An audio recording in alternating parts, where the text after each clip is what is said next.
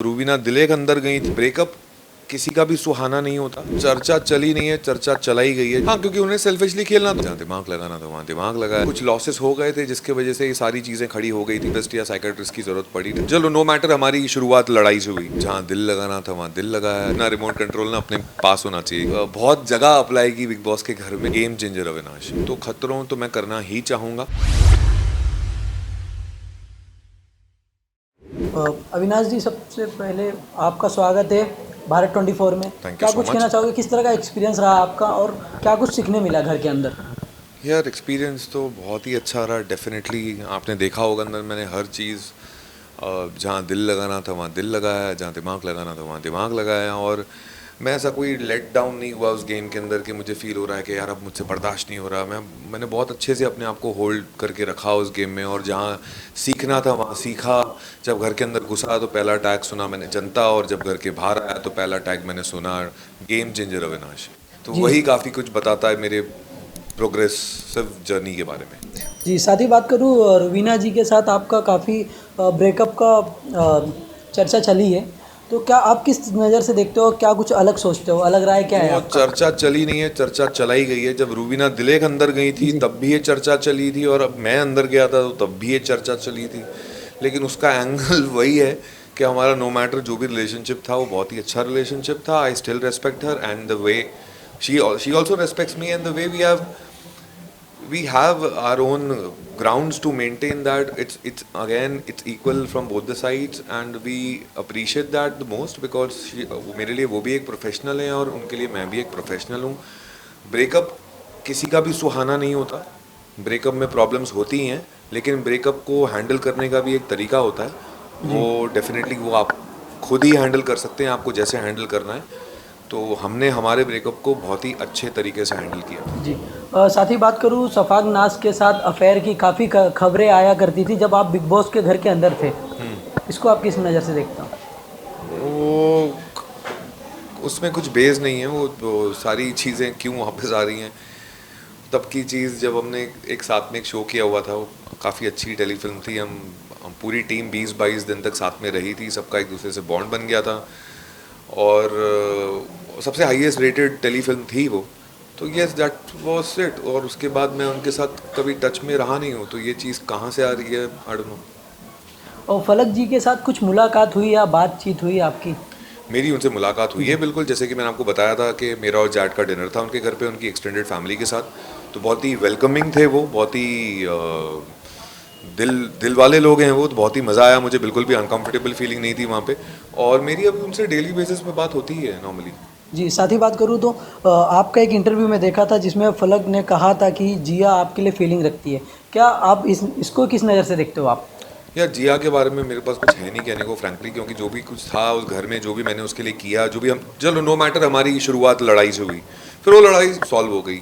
फिर मैंने उनके लिए जो कुछ भी किया, मुझे जी जो कुछ भी जिस जिस भी टास्क में मैं उनको जिता सकता था मैंने उन्हें जिताया। एंड में उन्हें दिमाग लगा के खेलना चाहा तो उन्होंने दिमाग लगा के खेला। बट ठीक है, अभी क्या कर सकते हैं। तो इसलिए मैं, मेरे पास ना कुछ पॉजिटिव है उनके लिए ना कुछ नेगेटिव है। जिया के साथ बात करूँ तो काफ़ी अच्छी बॉन्डिंग थी, लेकिन अचानक से नॉमिनेट कर देती है वो आपको। हाँ, क्योंकि उन्हें सेल्फिशली खेलना, तो उन्होंने मेरे को मुंह पे बोला है कि मैं अब सेल्फिश गेम खेलना चाहती हूँ। तो उन्होंने उन्हें मेरे ख्याल से कहीं ना कहीं जनता को अपना ये साइड भी दिखाना चाहती थी वो, कि अगर मौका मिले तो मौका मिलेगी तो वो सेल्फिश भी खेल सकती हैं। तो वो उनका पर्सनालिटी था। जब आप घर से बाहर आए तो क्या बदलाव देखे अपने खुद पर्सनल लाइफ में?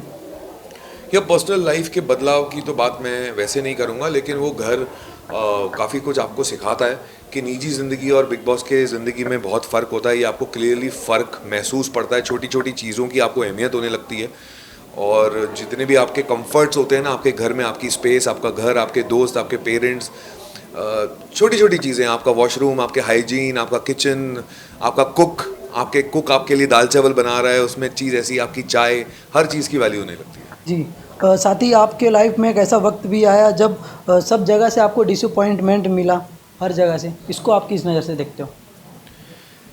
यार, वो कोविड के बाद ऐसा टाइम आ गया था मेरी लाइफ में कि मैं हर पर्सनल, प्रोफेशनल, मेंटल, फाइनेंशियल, हर जगह से मैं लो में था। और कुछ लॉसेस हो गए थे जिसके वजह से ये सारी चीज़ें खड़ी हो गई थी। पर इस चीज़ों से बहुत अच्छी तरीके से मैंने डील करने की कोशिश की। ना ही मुझे कभी थेरेपिस्ट या साइकेट्रिस्ट की ज़रूरत पड़ी थैंकफुली, ना ही मैं कभी दवाइयों पे गया, क्योंकि मुझे मेरी सुदर्शन क्रिया और आर्ट ऑफ लिविंग के मेडिटेशन ने काफ़ी हेल्प किया इस चीज़ से उभरने के लिए। और उसके बाद बिग बॉस मेरी ज़िंदगी में बहुत सही टाइम पे आ गया था। जी। तो फिर आपके पापा ने आपको किस नज़र मतलब किस तरीके से सिखाए थे आपको सबको हैंडल करना? अच्छा बेटा, तो सवाल भी वहीं से पूछ के आए हैं। यार ये मेरे डैड की बहुत पुरानी बात है। उन्होंने मुझसे कहा था बचपन में कि अपना रिमोट कंट्रोल ना अपने पास होना चाहिए, क्योंकि अगर अपना रिमोट कंट्रोल किसी और के पास चले जाएगा तो सामने वाला फिर चैनल चेंज करता रहेगा, वॉल्यूम बढ़ाता रहेगा, वॉल्यूम कम करता रहेगा, तो हम उसके हिसाब से फिर चेंज होते रहेंगे। तो ये चीज़ ना मैंने बहुत जगह अप्लाई की बिग बॉस के घर में, कि मैं अपना चैनल किसी और को चेंज ना करने दूं और अपना वॉल्यूम में अपने पास ही रखूं। जी, साथ ही आने वाले समय में क्या कुछ देखने मिलने वाला है आपका? यार बहुत सारे ऑफर्स ऑलरेडी शुरू हो गए हैं, लेकिन मैं फ़िलहाल अभी कंसंट्रेशन मेरा फिनाले पे है। फिनाले ख़त्म हो जाएगा फिर देखेंगे what will I become. Big boss के सिवा और कौन सा रियलिटी शो आप करना पसंद करते हो? यार खतरों इज़ कम्प्लीटली माय जोन, तो खतरों तो मैं करना ही चाहूँगा।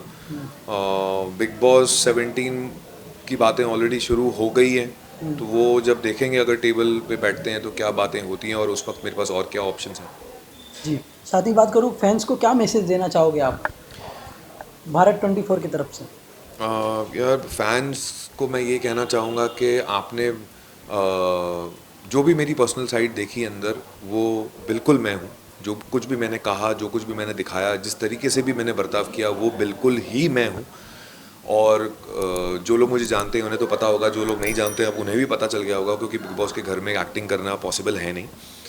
और रही बात मुझे सपोर्ट करने की, तो इस बात पे मुझे यकीन आ चुका है कि मेरे 18 साल के करियर में आप लोगों ने मुझे हमेशा सपोर्ट किया है, क्योंकि आज भी मैं छोटी बहू और इस प्यार को क्या नाम दूँ के नाम सुनता हूँ तो मुझे बहुत खुशी होती है। और बिग बॉस करने के बाद तो मेरे को ऐसा लगता है कि बिग बॉस की फ़ैन फॉलोइंग भी अब मुझे कहीं ना कहीं फॉलो करने लगी है। 7 हफ्ते में 5 बार नॉमिनेट हुआ हूँ, फिर भी मुझे बचा के रखा। Thank you so much.